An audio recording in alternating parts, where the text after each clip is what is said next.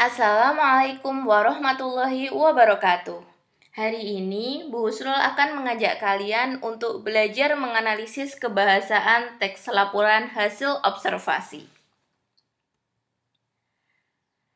Aspek kebahasaan teks laporan hasil observasi yang pertama yaitu memiliki kata serta frasa verba dan nomina. Kata itu bisa berbentuk morfem atau morfem bebas, yaitu satuan bahasa terkecil dapat memiliki arti maupun tidak yang bersifat bebas. Nah, morfem itu apa, Bu? Morfem itu merupakan satuan bentuk paling kecil dalam sebuah bahasa yang mempunyai arti dan tidak dapat dibagi menjadi satuan yang lebih kecil. Morfem dapat berupa klitika atau partikel misalnya kah, lah atau imbuhan me, an, kah, dan bisa juga kata dasar makan, bawa, sedangkan kata ini bisa kata dasar, bisa kata bentukan karena diimbui oleh morfem yang lain, mendapatkan imbuhan morfem lain. Kemudian frasa merupakan gabungan berbentuk unsur morfem tapi tidak melebihi batas fungsi. Meskipun terdiri atas beberapa unsur, tapi morfem ini hanya memiliki satu fungsi di dalam kalimat. Nah, frasa ini merupakan kelompok kata yang non-predikatif atau tidak menduduki subjek dan predikat. Jadi, frasa di dalam teks laporan hasil observasi tidak menduduki subjek maupun predikat. Biasanya, frasa ini menduduki anak kalimat yang berfungsi sebagai keterangan di dalam kalimat majemuk bertingkat.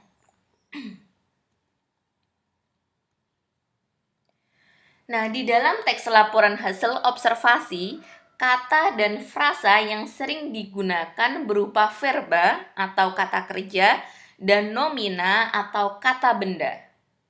Contoh kata benda atau nomina di dalam teks laporan hasil observasi. Yang pertama, kalau berbentuk kata itu seperti wayang, detopeng, badui. Itu nomina yang berbentuk kata. Sedangkan nomina yang berbentuk frasa, contohnya seni pertunjukan yang telah ditetapkan sebagai warisan budaya asli Indonesia. Ini merupakan frasa pengganti kata wayang. Kemudian ada contoh lain lagi, frasa nomina, sebuah warisan mahakarya dunia yang tidak ternilai dalam seni bertutur. Ini juga menjelaskan tentang wayang, kata wayang. Jadi frasa ini merupakan sebuah satu kesatuan, sekumpulan kata yang memiliki satu makna. Kemudian frasa juga bisa terdiri dari dua kata, seperti wayang kulit, wayang wong, yang itu membentuk sebuah makna tersendiri berbeda dari makna asalnya. Seperti matahari, gabungan dari kata mata dan hari. Nah, itu termasuk frasa. Kemudian contoh verba di dalam teks laporan hasil observasi yang berbentuk kata, verba atau kata kerja berbentuk kata, contohnya menetapkan, dibuat, merupakan, adalah. Kemudian jika di dalam bentuk frasa ini akan lebih sedikit. Jadi verba atau kata kerja yang berbentuk frasa ini lebih sedikit. Contohnya sudah membagi, sudah melaksanakan, telah dilaksanakan, dan lain sebagainya.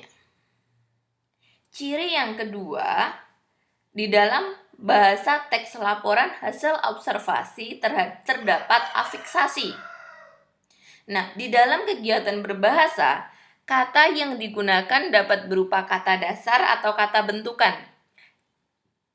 Kata dasar adalah kata yang belum mendapat imbuhan atau mengalami pemajemukan atau mengalami pengulangan. Kata bentukan adalah kata yang telah mendapat imbuhan atau afiksasi, pengulangan atau biasa kita sebut dengan reduplikasi, dan pemajemukan ketika digunakan. Jadi ada kata dasar dan ada kata bentukan. Di sini kita akan membahas tentang afiksasi di dalam teks laporan hasil observasi. Kata yang mendapat proses pengimbuhan dapat berubah jenis. Misalnya, kata berjenis verba dapat berubah menjadi nomina jika mengalami afiksasi. Contohnya, kata minum. Minum ini verba, ya. Sari minum jus apel, berarti minum ini verba. Atau kata kerja, mendapat imbuhan an atau mengalami afiksasi menjadi minuman. Minuman ini nomina. Sari membawa minuman ke dalam kelas. Sari subjek membawa predikat, minuman objek, minuman sebagai objek nomina, kata benda yang dibawa oleh Sari. Nah, suatu kata dasar dapat berubah menjadi verba jika mendapat imbuhan me, be, di, bahkan terkadang mendapatkan imbuhan ter atau ke an.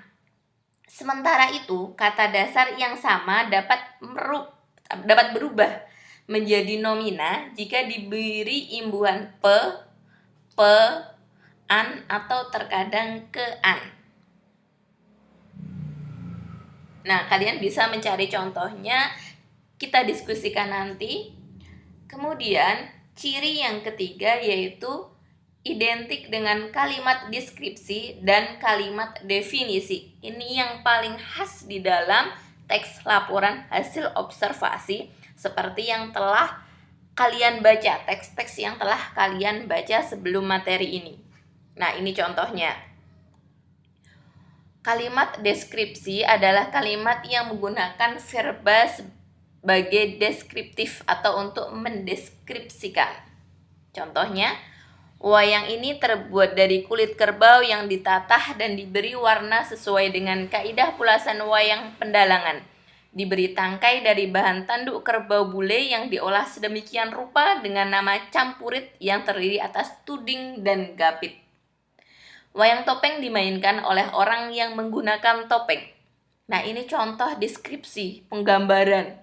Jadi ketika kita melihat wayang kulit, kita bisa melihat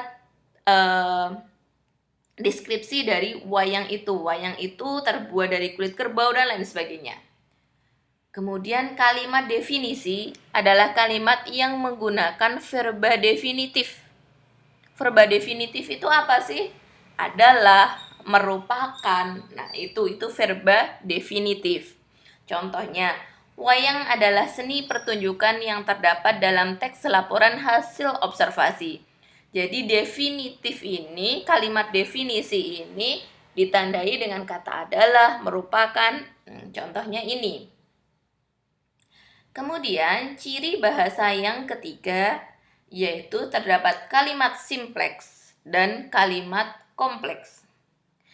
Kalimat simpleks adalah kalimat yang hanya memiliki satu klausa. Contohnya, ada beragam jenis topeng di museum ini. Ada adalah predikat, beragam jenis topeng adalah subjek, di museum ini adalah keterangan. Hanya memiliki satu klausa. Tidak ada konjungsi yang menunjukkan kalimat tersebut memiliki lebih dari satu klausa. Contohnya lagi, kalian bisa membaca sendiri ya. Kemudian, kalimat kompleks biasanya disebut dengan kalimat majemuk, yaitu kalimat yang memiliki dua atau lebih klausa.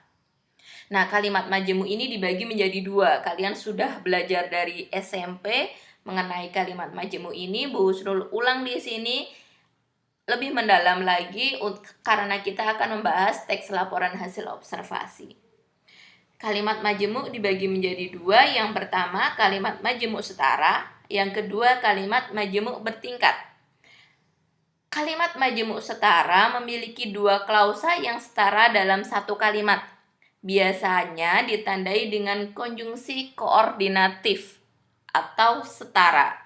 Contoh konjungsi koordinatif ini dan atau. Kemudian yang kedua, kalimat majemuk bertingkat memiliki klausa ganda yang tidak sama atau berada di bawah fungsi utama suatu kalimat. Biasanya ditandai dengan konjungsi subordinatif atau bertingkat. Contohnya karena, tapi, sehingga. Nah, coba kita lihat contohnya. Contoh kalimat simplek. Dalam budaya modern, wayang berfungsi menghibur dan mendidik. Ini kalimat apa? Kalimat simplek. Dan di dalam kalimat tersebut merupakan konjungsi koordinatif. Setiap klausa di dalam kalimat tersebut berkedudukan setara atau sama. Jadi kan ini kalau diurai kalimatnya, dalam budaya modern wayang berfungsi menghibur. Kemudian ada satu kalimat lagi, dalam budaya modern wayang berfungsi sebagai pendidik. Nah, kemudian digabung menjadi satu kalimat dengan konjungsi dan yang merupakan konjungsi koordinatif menjadi kalimat dalam budaya modern wayang berfungsi menghibur dan mendidik. Ini mendidik ya, Bu Husnul salah menulis. Menghibur dan mendidik. Contoh kalimat kompleks. Biasanya lebih panjang kalimat kompleks itu. Keberadaan The Topeng tidak dapat dipisahkan dengan Museum Angkut karena kedua tempat ini berada di satu tempat yang sama. Di sini terdapat konjungsi apa? Konjungsi subordinatif yaitu karena. Karena ini menunjukkan bahwa kalimat tersebut merupakan kalimat kompleks. Nah, keberadaan topeng tidak dapat dipisahkan dengan Museum Angkut. Ini merupakan klausa atasan atau induk kalimat. Kemudian dihubungkan dengan konjungsi karena dengan klausa selanjutnya, kedua tempat ini berada di satu tempat yang sama. Nah, kedua tempat ini berada di satu tempat yang sama merupakan keterangan dari induk kalimat sebelumnya.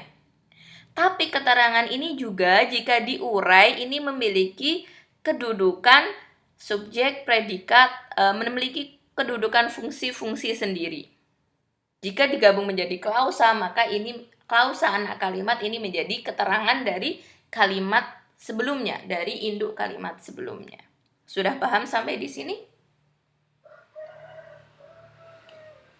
Nah, sekarang silahkan untuk kerjakan latihan soal dari Bu Husnul untuk mengukur pemahaman kalian terkait struktur teks laporan hasil observasi yang telah kita bahas minggu lalu dan aspek kebahasaan laporan hasil observasi yang kita bahas hari ini.